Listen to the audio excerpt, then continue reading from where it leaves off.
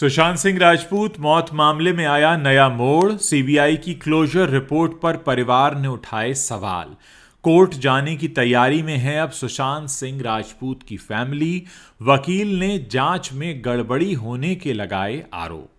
नमस्कार दोस्तों, सुशांत सिंह राजपूत की अचानक मौत का मामला आज भी बॉलीवुड के सबसे विवादास्पद और उलझे हुए केसेस में शुमार है। 14 जून 2020 ये वो तारीख थी जब मुंबई में सुशांत के बांद्रा स्थित फ्लैट में उनका शव मिला। शुरुआत में इसे आत्महत्या करार दे दिया गया, लेकिन परिवार ने हत्या का संदेह जताया और उसके बाद ये केस एक राष्ट्रीय बहस का मुद्दा बन गया। अब लगभग 5 साल बाद केंद्रीय जांच ब्यूरो यानी सीबीआई की क्लोजर रिपोर्ट पर सुशांत के परिवार ने गंभीर आपत्ति जताई है। मार्च 2025 में सीबीआई ने 2 क्लोजर रिपोर्ट्स दाखिल की, जिनमें सुशांत की गर्लफ्रेंड रिया चक्रवर्ती और उनके परिवार को क्लीन चिट दी गई। रिपोर्ट में कहा गया कि रिया पर सुशांत को गैरकानूनी रूप से कैद करने, धमकाने, आत्महत्या के लिए उकसाने या उनकी संपत्ति हड़पने का कोई सबूत नहीं मिला। लेकिन सुशांत के परिवार और उनके वकील वरुण सिंह ने इसे एक दिखावा और अधूरी जांच करार दिया है। परिवार ने स्पष्ट कहा कि वो इस रिपोर्ट के खिलाफ विरोध याचिका दायर करेंगे और सच्चाई सामने लाने के लिए कोर्ट जाएंगे। वकील वरुण सिंह ने कहा कि ये रिपोर्ट सिर्फ दिखावा है। अगर सीबीआई सच सामने लाना चाहती है तो चैट्स, तकनीकी रिकॉर्ड, गवाहों के बयान और मेडिकल रिपोर्ट जैसे दस्तावेज कोर्ट में जमा कराएं, लेकिन उन्होंने नहीं कराए। ये आपत्ति केस को फिर से हवा दे रही है और परिवार का कहना है कि जांच में कई लूप होल्स हैं। सीबीआई की रिपोर्ट में 8 से 14 जून 2020 के बीच रिया या उनके परिवार का सुशांत से कोई संपर्क न होने का दावा किया गया है, लेकिन परिवार इसे सही नहीं मानता। ये नया अपडेट न सिर्फ परिवार के दर्द को उजागर करता है, बल्कि पूरी केस की पेचीदगियों को भी याद दिलाता है। सुशांत सिंह की मौत ने बॉलीवुड में नेपोटिज्म, ड्रग्स और आउटसाइडर्स के साथ होने वाले भेदभाव जैसे मुद्दों पर बहस छेड़ी थी और अब ये क्लोजर रिपोर्ट फिर से उन सवालों को जिंदा कर रही है। सुशांत सिंह राजपूत का केस 14 जून 2020 को उस वक्त सुर्खियों में आया जब मुंबई पुलिस को उनके बांद्रा स्थित फ्लैट में लटकी हुई हालत में शव मिला। बताया गया शुरुआती पोस्टमार्टम रिपोर्ट में कि यह सुइसाइड है और पुलिस ने इसे आत्महत्या का केस करार दे दिया। सुशांत की अंतिम कॉल रिकॉर्ड्स और फॉरेंसिक रिपोर्ट्स के आधार पर कोई बाहरी हस्तक्षेप न होने की बात कही गई, लेकिन सुशांत का परिवार, खासकर उनके पिता श्री के सिंह ने तुरंत संदेह जताया। उन्होंने मुंबई पुलिस को पत्र लिखकर हत्या का एंगल जांचने की मांग की। परिवार का कहना था कि सुशांत डिप्रेशन में नहीं थे, बल्कि उनकी जिंदगी पटरी पर थी। उन्होंने बॉलीवुड में नेपोटिज्म और आर्थिक साजिश का भी जिक्र किया, जहां सुशांत जैसे आउटसाइडर्स को मौके नहीं दिए जाते थे। उस वक्त ये लेटर खूब वायरल हुआ और मामला राष्ट्रीय स्तर पर पहुंच गया। परिवार ने पटना कोर्ट में एक एफआईआर भी दर्ज करवाई, जिसमें रिया चक्रवर्ती, उनके परिवार और सुशांत के कुछ दोस्तों पर हत्या, साजिश और आर्थिक धोखाधड़ी के आरोप लगाए गए।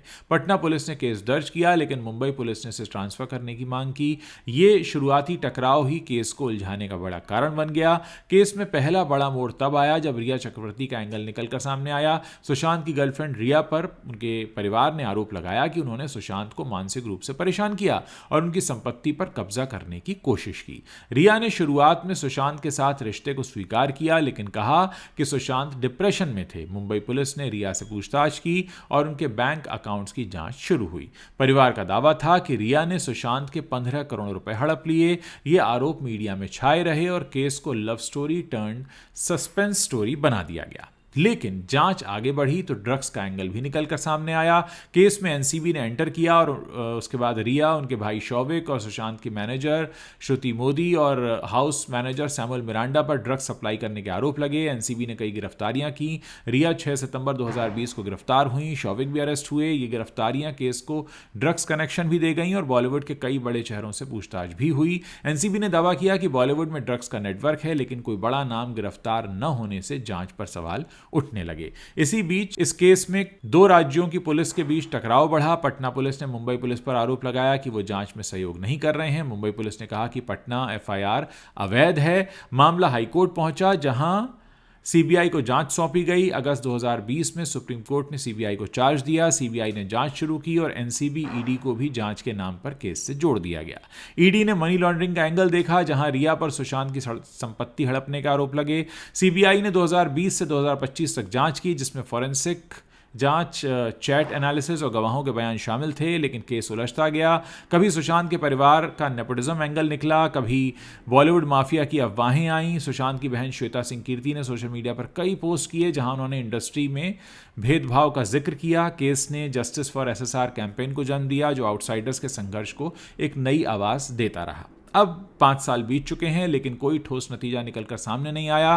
कभी कहा गया केस बंद हो गया, कभी कहा गया कि सीबीआई ने कोई सुराग नहीं मिला है सीबीआई को। मार्च 2025 में सीबीआई ने 2 क्लोजर रिपोर्ट दाखिल की। मुख्य रिपोर्ट में सुशांत की मौत को आत्महत्या कंफर्म किया गया।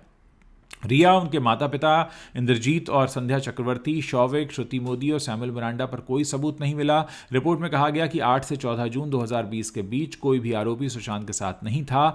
रिया और शौविक 8 जून को फ्लैट छोड़ चुके थे। सुशांत ने 10 जून को शौविक से व्हाट्सएप पर बात की, लेकिन रिया से 8 से 14 जून तक कोई संपर्क नहीं किया। श्रुति मोदी फरवरी 2020 में पैर टूटने के बाद फ्लैट तक नहीं पहुंची, जबकि सुशांत की बहन मीतू सिंह ने 8 से 12 जून तक उनके साथ रहने की बात कही। सीबीआई ने कहा कि रिया या परिवार से कोई मुलाकात या संपर्क का प्रमाण नहीं मिला। ईडी ने भी मनी लॉन्ड्रिंग के आरोप खारिज कर दिए। एनसीबी ने ड्रग्स केस में चार्जशीट दाखिल की, लेकिन अब सुशांत का परिवार इस जांच से संतुष्ट नहीं है। 23 अक्टूबर 2025 को ही परिवार ने सीबीआई की रिपोर्ट को आई वॉश कहा।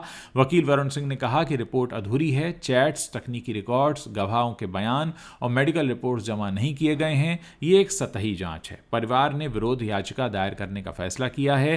के सिंह ने कहा है, जो सुशांत के पिता हैं, कि हम सच्चाई के लिए लड़ेंगे। ये आपत्ति बॉम्बे हाईकोर्ट में सुनवाई के इंतजार में है। परिवार का मानना है कि जांच में कई एंगल छूट गए हैं, जिसमें सुशांत की आर्थिक स्थिति, बॉलीवुड कनेक्शंस और मानसिक स्वास्थ्य भी शामिल है। इस केस ने बॉलीवुड को हिलाकर रख दिया था। नेपोटिज्म पर एक नई बहस छिड़ी। सुशांत जैसे आउटसाइडर को मौके न मिलने की बात कही गई। ड्रग कार्टेल एंगल ने भी एनसीबी को कई रेड्स करने पर मजबूर किया, लेकिन बड़े नाम फिर भी बचे रहे। आउटसाइडर्स के साथ भेदभाव पर बॉयकॉट बॉलीवुड का ट्रेंड चला। केस ने मानसिक स्वास्थ्य अवेयरनेस भी बढ़ाई।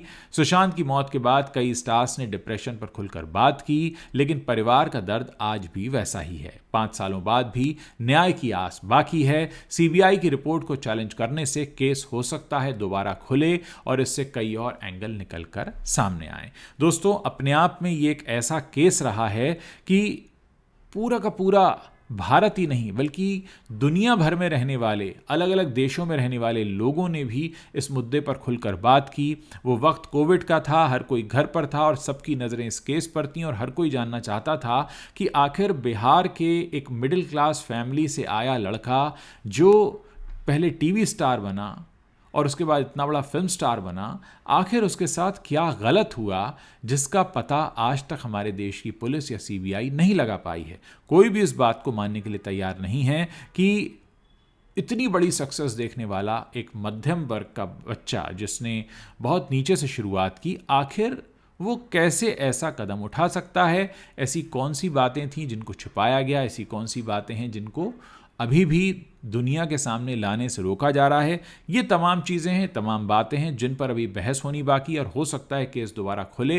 और अगर केस दोबारा खुलता है तो डेफिनेटली बहुत सारे लोग होंगे जो कई सारे सवाल लेकर आकर खड़े हो जाएंगे, और होना भी चाहिए, क्योंकि दोस्तों, कोई भी अपराध होता है वो किसी एक व्यक्ति या परिवार के साथ नहीं होता, वो पूरे समाज के साथ होता है। देखते हैं इस पूरे केस में आगे क्या अपडेट्स आते हैं। कोशिश करेंगे कि इस केस पर नज़र बनाकर रखें और इससे जुड़े अपडेट्स आपको देते रहें।